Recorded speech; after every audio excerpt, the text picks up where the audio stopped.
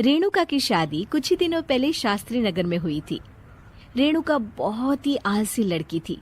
वो दिन भर बेड पर सोती रहती या फिर मैगजीन पढ़ती रहती और घर के काम भी धीरे धीरे ही करती।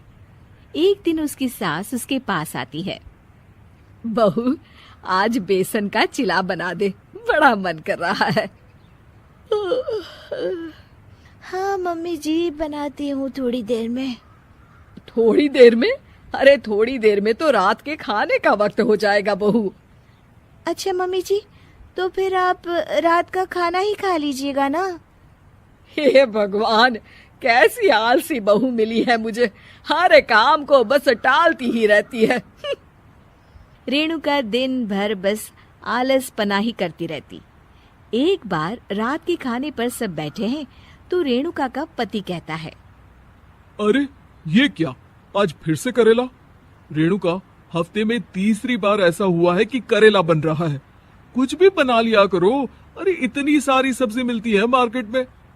हाँ, पर अब कौन मार्केट जाए और सब्जी लेकर आए, इसीलिए जो था घर पर वही बना दिया।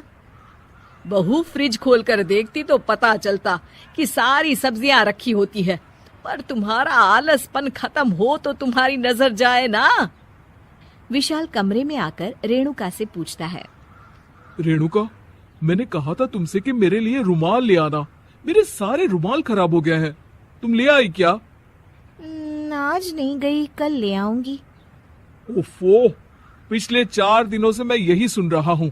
बिना रुमाल के ऑफिस जाना पड़ रहा है। तुम तो बहुत ही आलसी होती जा रही हो रेणुका। आपको रुमाल की जरूरत है ना, तो खुद ही खरीद लीजिए ना। हाँ, अब वही करूंगा। तुम्हारे भरोसे बैठा रहा तो कुछ नहीं होगा। एक दिन दरवाजे पर बेल बज रही होती है और रेणुका सोफे पर बैठी होती है, पर आलस में दरवाजा खोलती ही नहीं। अरे बहू, कितनी देर से बेल बज रही है? क्या कानों में रुई डालकर बैठी हो जो सुनाई नहीं दे रही बेल? मम्मी जी, अब आप आ ही गई है तो आप ही खोल दीजिए ना दरवाजा। क्यों मुझे ताना मारकर और देर कर रही हैं? अरे वाह, उल्टा चोर कोतवाल को डांटे। सास दरवाजा खोलती है तो उसकी पड़ोसन दरवाजे पर खड़ी होती है। दरवाजा खोलने में इतनी देर क्यों हो गई? सब सो गए थे क्या? और ये भी कोई वक्त है क्या सोने का? हाँ? अरे नहीं नहीं, ऐसी कोई बात नहीं है। आइए आइए, आप लोग अंदर आइए। ओफो, इन सबको भी अभी आना था। अब मम्मी जी लगा देंगी मेरी ड्यूटी किचन में।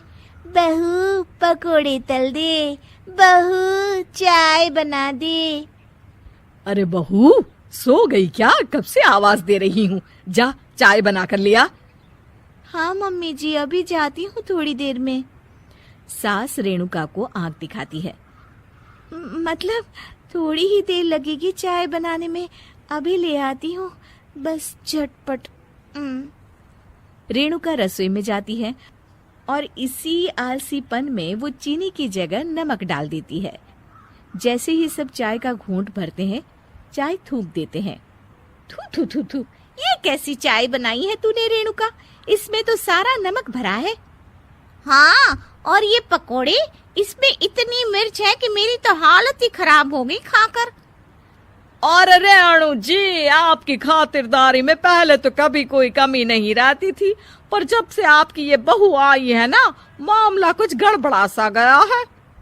हाँ हाँ, जहाँ आप इतनी एक्टिव है, वहीं आपकी बहू एकदम आलसी, एकदम राम मिलाई जोड़ी लगती है।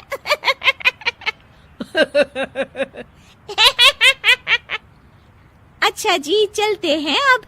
नमक वाली चाय पिलाने के लिए बहुत बहुत शुक्रिया। सब वहां से चले जाते हैं।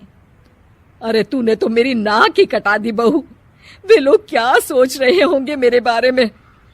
मम्मी जी, मैंने तो शक्कर ही डाली थी, पता नहीं नमक कैसे बन गई शक्कर।